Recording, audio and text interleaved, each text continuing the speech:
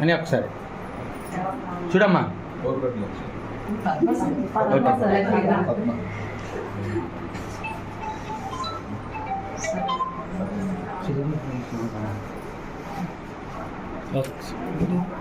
అందరికీ నమస్కారం అండి.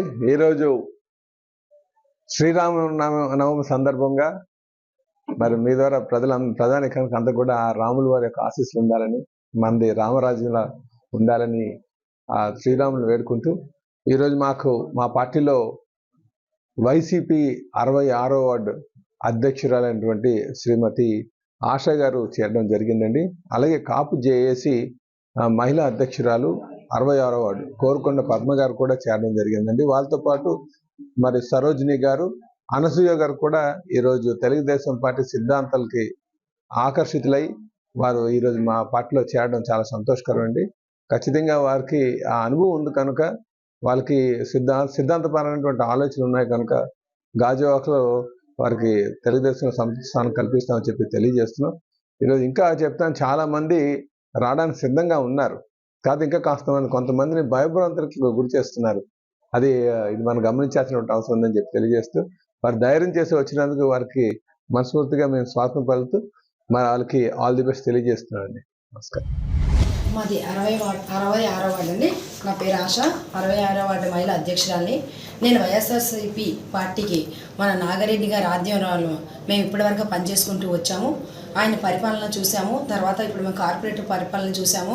ఏంటంటే కార్పొరేటర్ గారు ఏమనుకుంటున్నారంటే రోడ్లు వేశాను, కాలువలు వేశాను, అదే అభివృద్ధి అని అనుకుంటున్నారు. కానీ వాళ్ళతో కష్టపడిన కార్యకర్తలకు కానీ, వాళ్ళతో ఉన్న క్యాడర్కి కానీ గౌరవించాలి, వాళ్ళకున్న సమస్యలు పరిష్కరించాలి అన్న ఆలోచన అయితే మా కార్పొరేటర్ గారికి లేకపోవడం వల్ల మేము మనస్తాపం చెంది ఈరోజు ఇంతటి నిర్ణయం తీసుకోవడం జరిగింది. అంతేకాకుండా అర్హులైన వాళ్ళకి అందరికి ఇస్తానని జగన్ అన్న అంటున్నారు.